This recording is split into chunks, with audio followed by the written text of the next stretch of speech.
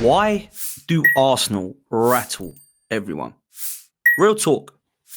The rival fans, I've never seen so much crying. We're 9 games in. Arsenal are scoring from set pieces. Arsenal are keeping clean sheets. Arsenal have the best defensive record. We have the best defense in Europe, and we've only conceded one shot on target the whole of October. Yeah, it's still not good enough. Gyökeres scores two against Atletico Madrid. Arsenal were looking scary. Then Gyökeres doesn't score, and he's a flop again. We go to set piece goal, and it's set pieces. Otherwise, we can't score. Yet we score goals in open play against Atletico Madrid, and we're scary. Then a few days later, it's another set piece goal, which actually has come off the back and fallen to Eze, which is a brilliant strike from Eze. But that's not mentioned because it's a set piece goal. It's as if set piece goals don't count. Aren't they part of football? I don't want to be scoring set pieces every week. Let me make that clear. And I do believe that Arsenal need to concentrate more on their attacking third. But it seems from rival fans that people just can't hack this. Yet when you look around, Spurs have scored from set pieces. Chelsea have scored, I think, the most set piece goals alongside Arsenal this season. Not to mention for either of those. Why? Because they're not doing well enough this season to be worried about them. When a team does well, they never want to give them credit. They never want to say, wow, they look good right now. They never want to say, this is the team that I think needs to be beat right now. And that could change, by the way. It doesn't mean they're going to win everything. It doesn't mean Arsenal are going to go walk the league. It doesn't mean Arsenal are going to go and take next level in terms of our performances. But it just seems like people are crying about it. And the nitpicking is crazy. And this is coming from me, by the way, somebody who I believe has high standards for Arsenal Football Club, somebody I believe needs to be convinced still that Mikel Arteta can get across the line, somebody who I think has been fairly honest and justifiable so in saying that Mikel Arteta is fairly quite lucky to still be the Arsenal manager to some people's eyes. But when you look at what people are doing right now, it's actually scary. It is like an illness. It is talking about Arsenal is like talking about Stoke. Well, Stoke didn't go top of the league by doing long throws and set pieces, did they? That was a part of their game to try and keep them up. There's a massive difference. Now, people can banter, and I'm sure it is banter, about the style of play. They can banter about trying to get set pieces. But actually, what is more embarrassing, in my opinion, is that 19 teams haven't worked out how to stop Arsenal yet. That's more embarrassing. Because if I'm conceding goals the way that everyone else is against us, I'm looking at corners thinking, why is nobody double teaming Gabriel? Why is nobody making it difficult for that ball to get and land towards him? Why is nobody looking at free kicks and corners and setting up in a way that makes it difficult for Arsenal? How are we schooling all 19 teams still? Because we haven't just started doing this. This has been happening for the last 18 to 24 months with Arsenal Football Club. So let's not try and make out like Arsenal now have just decided that they're now only going to score set pieces because it's been part of our game. Now, there has been times on certain games where we've won 1-0 where actually we've relied on that to win us the game and give us 3 points. Actually, isn't that something you should be crediting as part of our game? That we work on set pieces in training, that Nicholas Jova deserves credit that he's done one-to-one training with them, that everybody knows their position offensively and defensively from set pieces. That's something I've praised Arsenal for. Now, I'll say it again, we do need to improve in the final third. And I think that we will when Gyökeres keeps firing, Saka improves, Martinelli and Trossard find their feet, and Madueke comes back. We've still got Havertz and Jesus and Erdegaard that are on the injury table at the moment that will be coming back in the coming weeks. That will improve our attack and that will allow us to score more goals.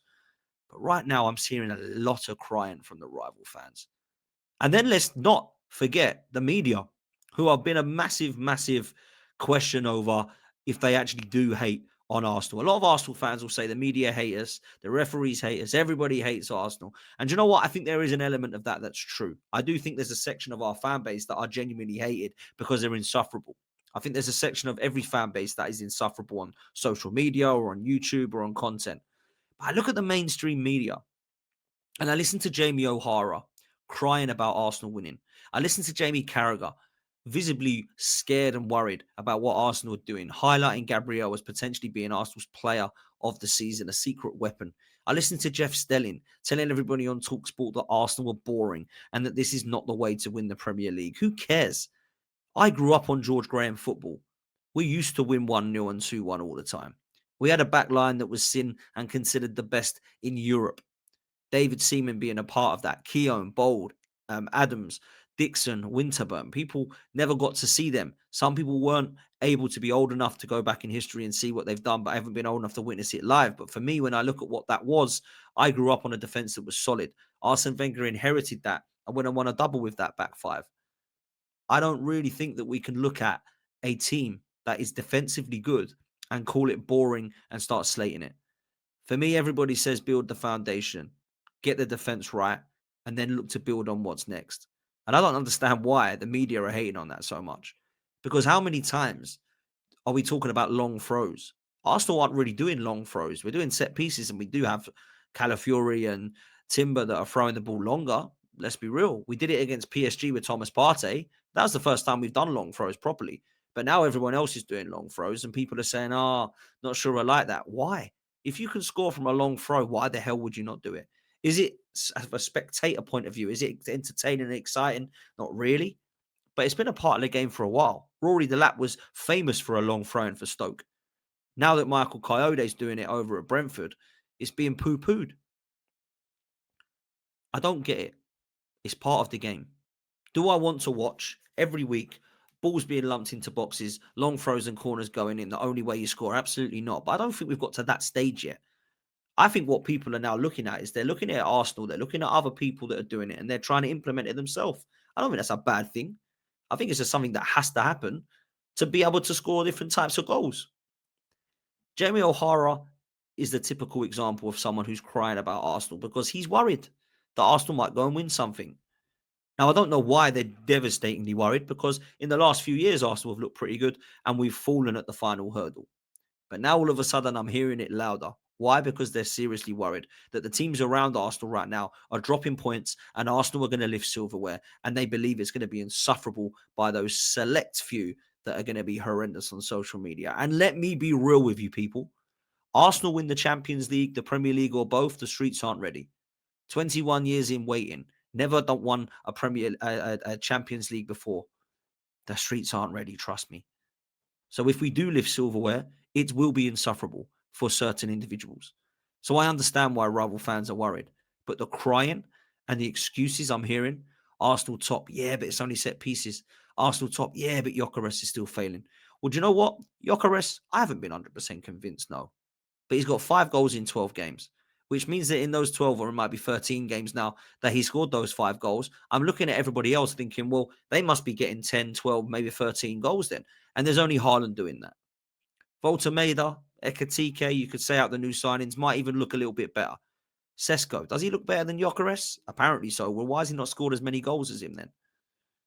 I do not know how you can slate a striker who's scoring. If he hasn't scored for 13 games, I'll be the first one to hold my hands up and go, wow, I can't be hypocritical.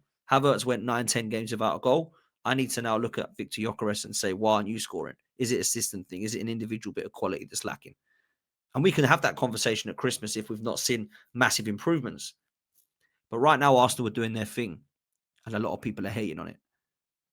Jamie Carragher, he's genuinely scared about what Arsenal might do because Liverpool are looking bad right now. Manchester City without Haaland don't look the same team. Chelsea are inconsistent. Spurs don't have the squad to go for a title, in my opinion. Neither does Bournemouth, Sunderland, or Palace, or the other teams that are floating around that. I don't believe right now anyone has got Arsenal not winning the league. And that genuinely scares the media and rival fans because there is a massive social media presence. There is a huge online fan base when it comes to Arsenal. YouTube channels, content creators, social media, Twitter lovers, everybody on TikTok. Arsenal and Manchester United are the 2 biggest clubs when it comes to social media. And Arsenal, when it comes to that, if you're looking at content, Arsenal are Champions League elite level. Now, I'm not putting that in my trophy cabinet before people start laughing. However, it's just fact. What we need to do now is allow the fans to get together to celebrate doing that in May. And that will absolutely wind up rival fans, Chelsea fans, Spurs fans, United fans, Liverpool fans, City fans, West Ham fans, even Palace fans and all the London clubs that hate on Arsenal. Anybody watching this right now says, yeah, it sounds like me. I'm talking to you. You will be wound up if we win this league. You will be not to be able to leave your house without somebody giving it to you, or not be able to go on social media without someone rubbing it in your face that Arsenal won the league. And people cannot handle that. And the media can't either. Look at the state of Jason Cundy and Jamie O'Hara the other night when Arsenal beat Atletico Madrid. They're both literally crying into their beer about, oh my God, Arsenal might do it this season. How are we going to cope? But you're going to have to, if that happens. You're going to have to find a way. You're just going to have to. Gary Neville, to be fair to him, Roy Keane, Ian Wright, on all the overlap, stick to football. They've all said they think Arsenal can do it this season. Jamie Carragher believes Arsenal can do it really, but he doesn't want to accept that because Liverpool are his team. And I get why. I wouldn't want to accept Tottenham winning something. But when you have to sit there and say what a team, you have to hold your hands up. And I did that under Poch. I said they're a good side right now. I think they'll go and win something. They never did, but I thought they could have. With Arsenal, the fans are literally crying. Rival fans aside. My God, I've never seen anything like it when it comes to Arsenal. I see everybody saying we're scary, we're going to win this. Oh my God, oh, what happens? Oh, it's like, really? I don't see this when Man City were winning the league. I don't see this with Liverpool when they won last season. Were they scary? Like, Arsenal being scary means we're going to go and smash every single trophy.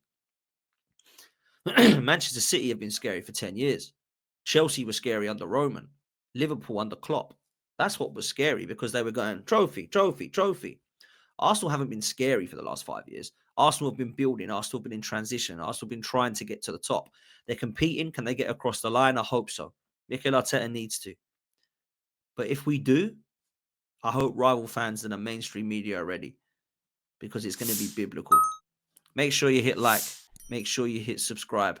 We'll see you on the next one. Take care, people.